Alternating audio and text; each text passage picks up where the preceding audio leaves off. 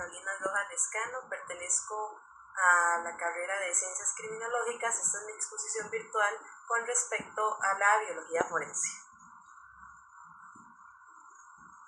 En primer lugar tenemos la definición de la tricología, que la tricología se basa en el estudio y análisis de elementos pilosos, que pueden ser pelos o fibras que se encuentran en una escena del crimen, y su función es en base a la identificación correspondiente al análisis para poder identificar, como se mencionó, a una persona o a varias.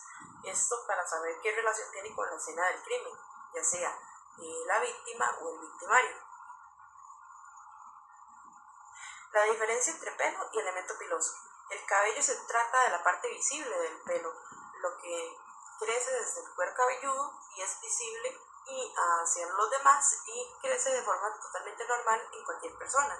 Y el elemento piloso, que es un elemento que corresponde a una estructura filamentosa de origen córneo, externa y al cuerpo, compuesta por una raíz adherida al folículo piloso, que de esta hablaremos a continuación.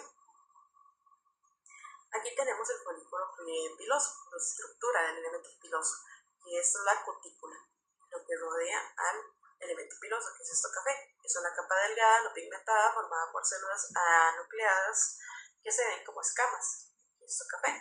Y luego tenemos a la corteza, que está dentro de la cutícula, que en su mayor parte de capa, que forman la parte de capas del elemento piloso.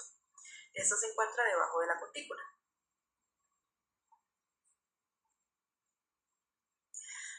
Y para terminar tenemos a la médula, que la médula se encuentra dentro del elemento piloso y en su mayoría está conformada por queratina. Y aquí tenemos unos ejemplos más de lo que está compuesto: el cabello, el bulbo, la glándula sebácea, la vena, la arteria, la grasión cutánea, el folículo piloso, el músculo pilorector y la glándula sudorípara. La importancia de la tricología en el campo de las ciencias forenses. La tricología es de gran importancia en las investigaciones forenses. Esto debido a su estudio en el análisis de cabellos y elementos pilosos. Y esto, como mencioné anteriormente, funciona para la identificación de personas que tengan algún tipo de relevancia en el caso criminal, como ya sea la víctima, el agresor o personas que estén relacionadas en el caso. El material equipo para el levantamiento y rastreo de elementos pilosos. En primer lugar tenemos el equipo necesario, que se conforma por gafas, overol, mascarilla, protección de calzado, guantes, gabacha, entre otros. En segundo lugar tenemos el material con el que se levantan los elementos pilosos, que pueden ser piezas de metal, pueden ser curveadas o finas, pero no importa de qué tipo sean, mientras tengan protección. Además, luz rasante blanca para lograr la localización de elementos pilosos y que sea directa.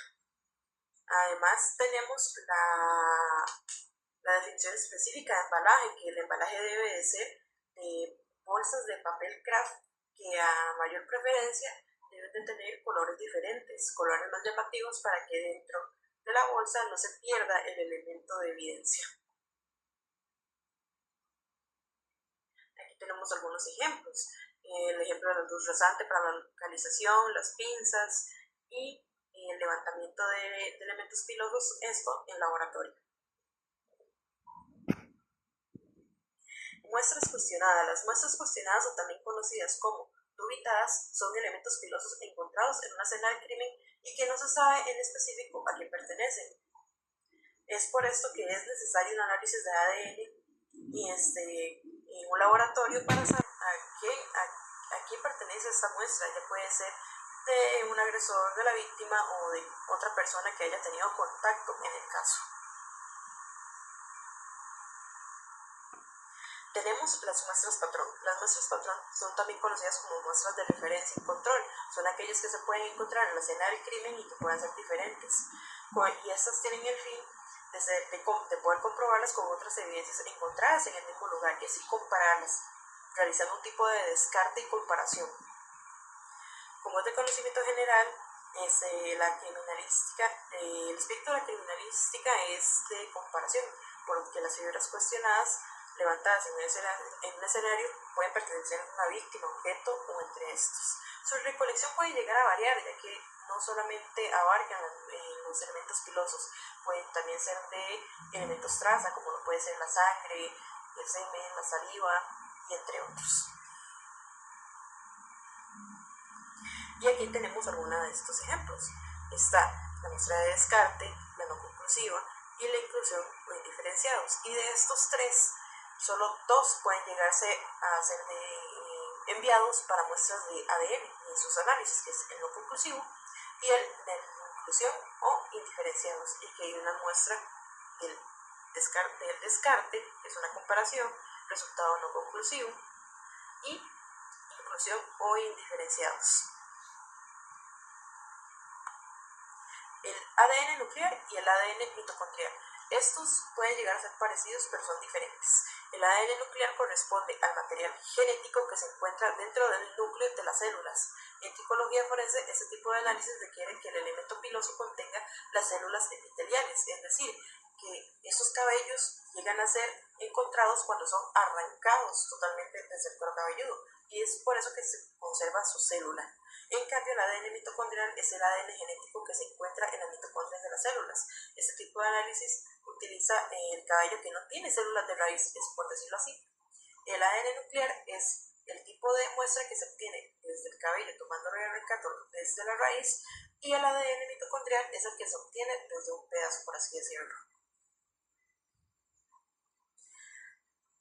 Algunas recomendaciones para evitar la contaminación y prevenir la pérdida de evidencia son estas: el uso de equipo de protección, como mencionamos anteriormente, como la gabacha, guantes, doble uso de guantes para evitar la contaminación cruzada, cubrebocas, cubrecabeza, mascarilla, gafas protectoras, entre otros.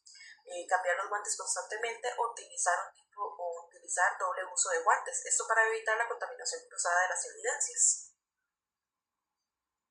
También tenemos preservar y controlar la escena del crimen, que debe mantenerse protegida para evitar alteraciones en los indicios. Esto rodeando un perímetro y permitiendo que solamente ingresen las personas autorizadas, como es la ciencia policial y los peritos.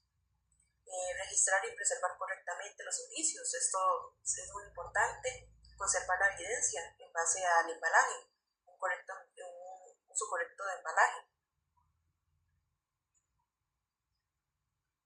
Definición de fibras. Hay dos tipos de fibras, lo veremos a continuación. Las fibras son estructuras microscópicas o filamentos que pueden provenir de distintos materiales y que forman parte de los numerosos objetos que usamos en nuestra vida cotidiana.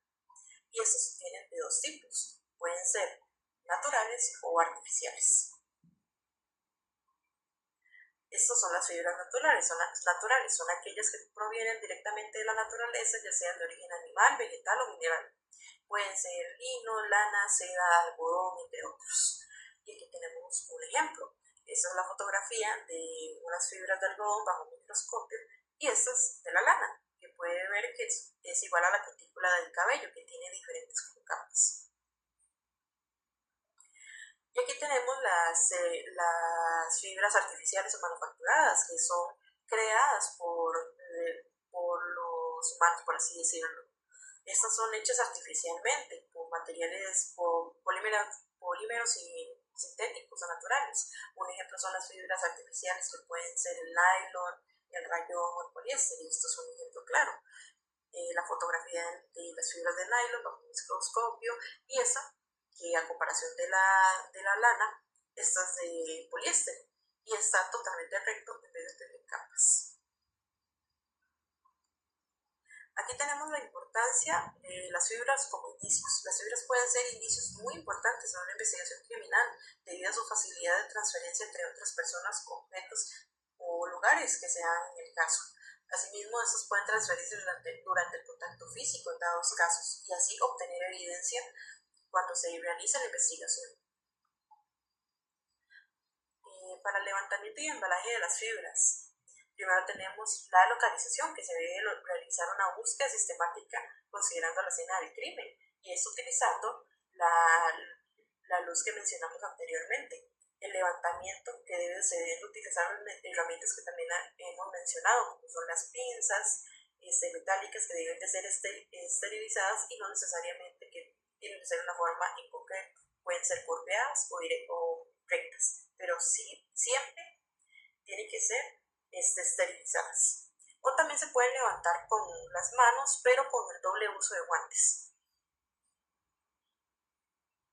Y también por último tenemos el embalaje, que es totalmente importante. Deben colocarse bolsas de papel craft. Ojalá mejor con bolsas de colores. Así la evidencia no se pierde dentro de la bolsa. También es muy importante resaltar que nunca se debe utilizar bolsas de plástico, ya que el plástico produce humedad y puede dañar o alterar la evidencia. Ahora tenemos las fases de análisis de fibras. Está la fase preliminar, que esta busca determinar el origen general de la fibra, y la fase confirmatoria. Dicha fase busca identificar con mayor precisión las características de la fibra. La primera busca el origen de la fibra y el segundo las características que la conforman, que pueden ser naturales o artificiales. Ejemplos donde los casos de las fibras y elementos pilosos son indicados indicios importantes, y esto nos lo aporta Vargas. Por ejemplo, el primero puede ser el atropello con fuego, donde quedan las fibras de la ropa adheridas en el punto de contacto entre la víctima y el automotor en un accidente vehicular. Y el segundo es un caso hipotético de un ladrón entrando a una casa y al momento de huir, él rompe la ventana y escapa por la ventana, pero al salir por la ventana, el vidrio roto rompe su camisa y ahí queda una evidencia de fibras, tal vez puede ser de poliéster, de lana, y son indicios importantes para la investigación e identificación del ladrón, por así decirlo. Esto sería todo y muchísimas gracias por su atención y por ver.